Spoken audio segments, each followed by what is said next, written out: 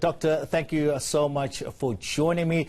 Let's start here in South Africa. What are we seeing when it comes to mental health of South African doctors? Well, thank you for having me, first off. And just a correction there, I'm not a doctor, but hopefully one day.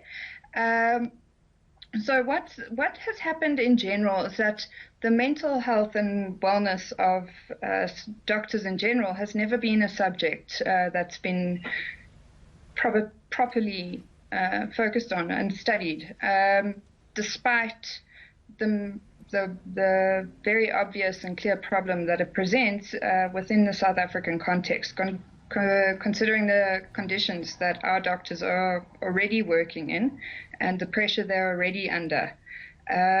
Doctors in South Africa are more than 2.5 times more likely to commit suicide than the general population, and that goes for EMS as well. And our healthcare professionals in general, which includes the nurses and auxiliary staff. So you've got your cleaners, your linen department, you've got your OTs and speech therapists.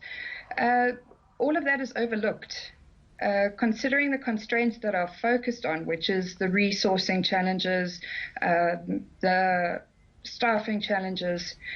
For every doctor that we lose, and the numbers are climbing for suicide within South Africa and amongst our healthcare professionals. So now with COVID coming, there's a possibility that we could lose a lot more, which is very scary as we face additional challenges on an already overburdened system with healthcare professionals that are already facing severe burnout. If you look at the statistics, we don't have many in South Africa, which is a bit of a problem. But if you look at global statistics, you'll see that some certain reports have been done by, say, for instance, Dr. Robert Muller he did one from York University, which showed that just roughly over 30% of doctors in Australia who have a great healthcare system suffer from mental health issues, also nurses and so on. The American Physicians Association did another review. 50% of their cohort, which was the American Physician Society, agreed that they met the criteria for mental health issues, but had never sought help. Now Sarah, stigma. If I would sort of come back to South Africa, are we finding, please talk to me about the government hospitals as opposed to private hospitals. Where is it more stressful for the doctors when it comes to their mental health? And also, what can they do about this? Because obviously this comes along with exhaustion and also sorts of other problems for them. No, it does. Okay, so within our government and our state hospitals, clearly we already know that there are massive resource challenges. We read every day about the chronic shortage of doctors and nurses at hospitals all over, government hospitals all over the country. And most of them, unfortunately, don't have support, in-house support for the staff that are working there. So what we are trying to do now, what we have been doing, what we are currently doing is setting up employee support programs within the hospitals, so to make it an in-house service.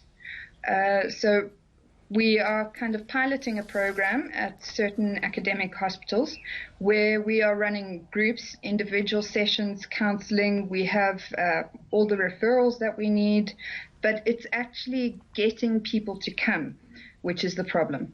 There's a huge stigma around mental health still.